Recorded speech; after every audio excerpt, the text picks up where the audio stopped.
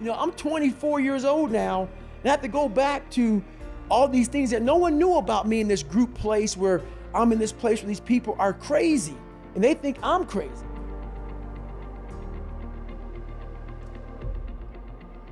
Day one, week one is starting from scratch, starting over. That's the mentality that I live by.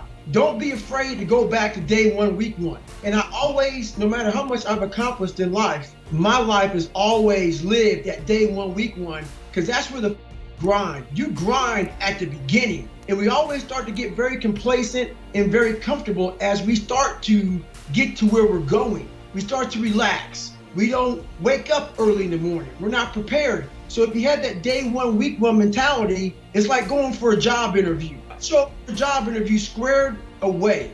And then you have to get the job a couple months later, man. You're like, you know what? I can go a little later. No one's grinding that hard.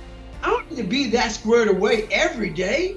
You start to get this very soft mentality, and then you become that person. So that's why the day one, week one mentality throughout your whole life, it keeps you grinding hard.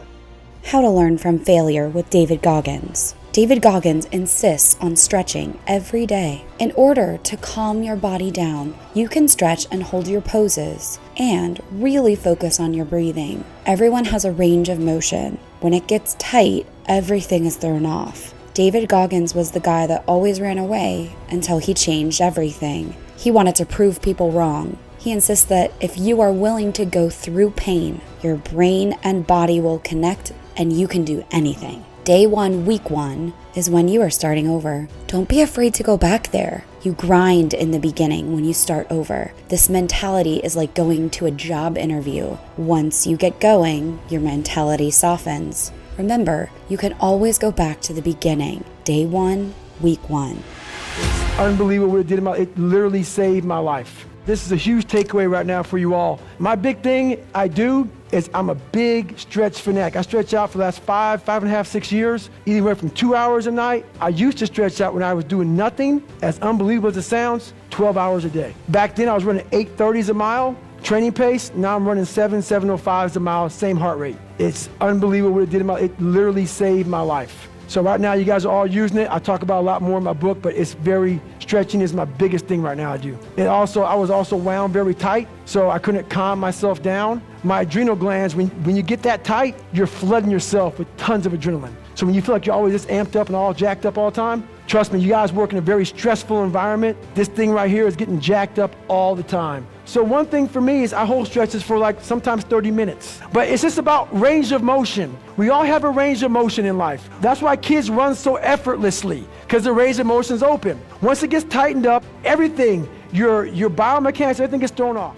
A human being is not so human anymore. We have the ability to go in such a space if you're willing to suffer, and I mean suffer. Your brain and your body, once connected together, can do anything. And this 30 miles was the life-changing moment. I was out of it. I was in the worst pain in my entire life. I was, to me, on the brink of death. Stop listening to people who are calling you fat, gay, transsexual, nigger. Everything that is makes no sense. All these insecure people putting their insecurities on you, you gotta flush it out. You gotta take everything and throw it away. You have to believe in one thing, and that is yourself. But if you can get through to doing things that you hate to do, on the other side is greatness. That's what people don't understand. No matter what avenue I choose, I want to be the very best. And the very best may not be I'm number one. The very best is did I leave everything inside of me out there. So attacking is not like, oh, I want to win this or win that or be the best. The best is I'm running against myself in everything I do. And that's what I attack. I attack myself. I'm always questioning myself. I'm always holding myself accountable.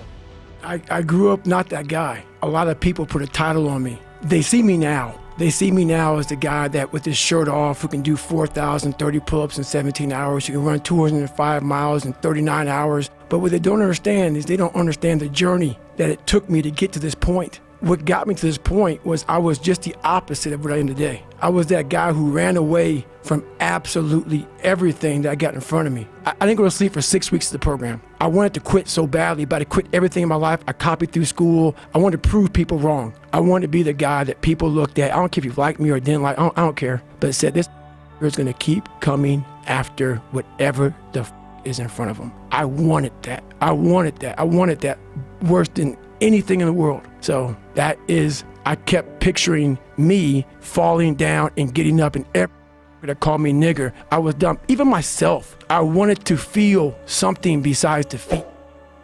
Thanks for watching. Don't forget to like, subscribe, and comment for more content.